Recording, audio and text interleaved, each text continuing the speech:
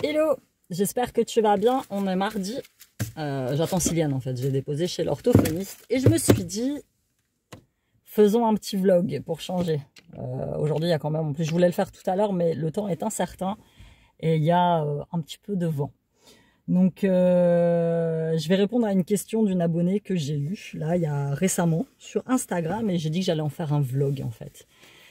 Cette question, c'est pourquoi est-ce qu'il m'oublie? Il m'a oublié aussi vite, en fait. Voilà, donc elle me disait que son gars, donc ils sont restés ensemble pendant une dizaine d'années à peu près, et qu'ils étaient séparés depuis 2 ou 3 mois, et que lui avait déjà refait sa vie avec quelqu'un.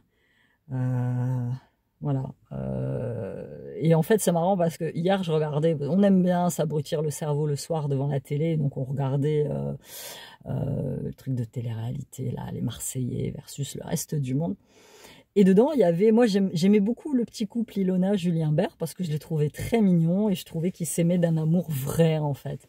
Et en fait, ça faisait à peine, je crois, 10 jours qu'ils étaient séparés et le mec il s'est remis en couple et elle ne comprenait pas comment il avait fait pour l'oublier aussi vite. Donc elle disait des trucs du style c'est un manque de respect de notre relation, en fait on n'avait rien à foutre de moi. Et puis le gars il disait mais non, mais de toute façon on n'est plus ensemble, on n'est plus ensemble. Donc effectivement, je ne sais pas si pour tous les gars c'est pareil, mais pour ceux que moi j'ai connus d'expérience, oui, ils vous oublient très vite. Ils peuvent vous larguer le samedi et se mettre en couple le dimanche matin. Tout à fait. Tout à fait, ça ne leur pose aucun problème. Parce que nous, les femmes, en fait, on se pose trop de questions. Pas mal, attention, hein, on se pose trop de questions. Le gars, lui, il a un fonctionnement simple. C'est-à-dire que lui, il part du principe, il entend, je l'ai largué, ou elle m'a largué, peu importe. Nous ne sommes plus ensemble, donc je suis libre de faire ce que je veux. Tout simplement. Nous, non. Nous, on est, il m'a largué, donc on passe par toutes les phases de déprime et de dépression possibles. Ou pareil, hein, si c'est la fille qui l'a largué, c'est pareil, elle a une phase où, voilà, elle se remet, sauf si elle part pour quelqu'un d'autre, ce qui arrive aussi, mais nous, on met du temps. On met du temps, on a ce fameux 1 mois par année passé avec la personne. Qui, en fait, Julien Bert, c'est clair, comme ils sont restés quasiment 2 ans ensemble, il aurait dû mettre 2 mois à pouvoir se remettre en couple. Voilà.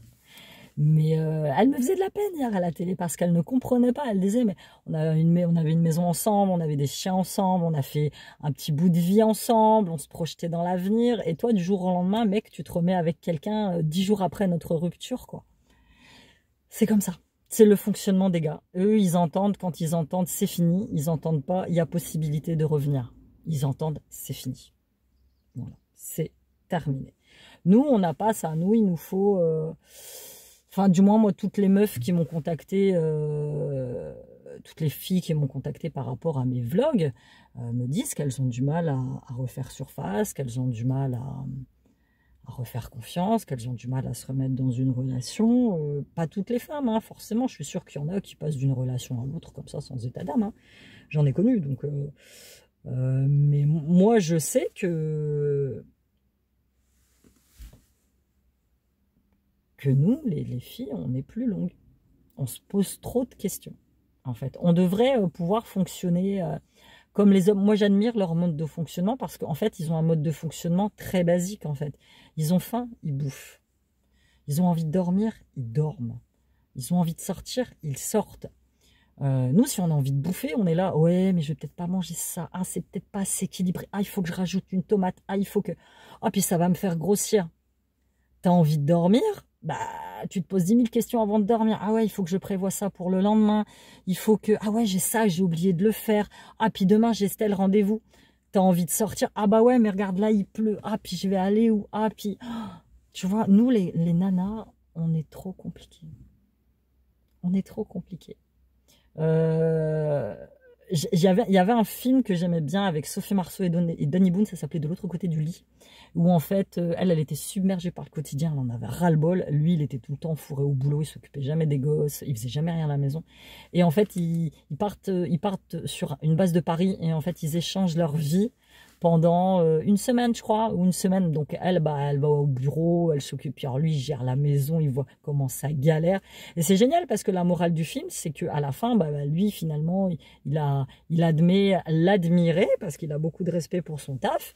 Et elle reconnaît que son travail de dirigeant d'entreprise, tout ça, machin, c'est pas voilà, c'est pas facile. Et j'aime bien parce qu'à un moment du film, en fait, elle a une aventure avec un des gars qu'elle supervise au boulot et elle fait ça comme un mec, c'est-à-dire elle fait ça sans état d'âme. Elle est là, le gars lui plaît, elle couche avec, point. Voilà, ça s'arrête là, il n'y a rien d'autre.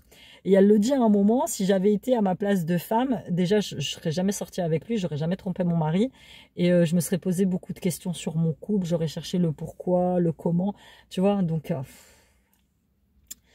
que vous dire pour vous soulager un petit peu? Travaillez sur vous. Travaillez sur vous. Moi, ça m'est arrivé d'expérience, d'être jeté, d'être oublié avec quelqu'un d'autre tout de suite. Donc, ça fait mal, certes, et vous devez accepter vos émotions. Il y a des méditations, il y a des petites méditations, vous allez sur YouTube, c'est écrit « Méditation pour évacuer les émotions négatives » ou pour accepter ses émotions. Faites une petite méditation, une petite relaxation comme ça. Les exercices de respiration aussi sont très bien quand vous vous sentez acculé et apeuré. Vous faites un petit exercice de respiration et puis vous allez voir, vous allez vous sentir mieux. Pour anecdote, il m'est arrivé un truc hier, ça m'a un peu secoué. Je pense que c'est plus mon ego qui était secoué. On était en train de manger avec les gamins et on reçoit un coup de téléphone. Je décroche, allô, allô, personne ne répond. Ça raccroche. Bon, appel anonyme, c'était écrit. Ça rappelle 2 secondes après, allô, oui, bonjour, je veux parler à monsieur. Monsieur n'est pas là. Si, j'insiste, je veux parler à monsieur. Je fais, mais vous êtes qui en fait? SFR, bonjour. Qu'elle me sort la meuf au téléphone. Et là, j'éclate de rire, mais vraiment, j'éclate de rire. Et je raccroche le téléphone en fait. Et mon fils, il me dit, ouais, c'était qui? Je lui fais, ouais, c'était SFR, bonjour. Bon, évidemment, vous vous doutez bien que c'était pas SFR, vous vous doutez bien que ça devait être une des de mon ex-mari. Et du coup, elle rappelle encore. Et là, c'est mon fils qui décroche et qui lui dit, bon, maintenant, ça va bien, t'arrêtes d'appeler. Voilà. Et elle continue. Elle continue d'appeler. J'ai dû débrancher le téléphone. Voilà. Ça m'a choqué. Ça m'a un peu perturbé, j'avoue. Et du coup, pas par rapport au fait que j'ai encore des sentiments ou quoi que ce soit, ça n'avait rien à voir. C'était une intrusion dans ma vie privée, en fait. C'était comme une espèce d'ultime humiliation. Je me suis sentie humiliée, en fait, encore. Du fait que cette fille appelle chez moi avec un numéro privé, quoi. Ça m'a saoulée, en fait, très clairement. Et donc, du coup, je suis allée sur YouTube et j'ai fait une de ces petites méditations. Une méditation pour chasser ces émotions négatives. Et ça a marché. J'ai accueilli mon émotion, je l'ai regardée en face. Il vous faut faire un petit exercice de visualisation dans lequel vous visualisez l'émotion avec une forme et une couleur et vous l'achetez. Et elle part. Et si vous y croyez, si vous faites bien l'exercice, ça marche. Je me suis sentie beaucoup mieux. Et finalement, je me suis rendu compte que c'était un peu mon ego qui avait été blessé. C'était pas moi en tant que personne, en fait, parce que moi, ça ne me touchait absolument pas. Et c'était mon ego en tant que personne. Donc si un jour vous recevez ce genre de coup de téléphone, sachez que SFR se présente avant. Parce que j'ai assez côtoyé SFR et Bouygues. Quand vous décrochez le téléphone, normalement, ils se présentent tout de suite. Ils n'attendent pas que vous demandiez qui c'est pour vous dire SFR, bonjour. Ah la bouffonne, je vous jure. Allez, bye.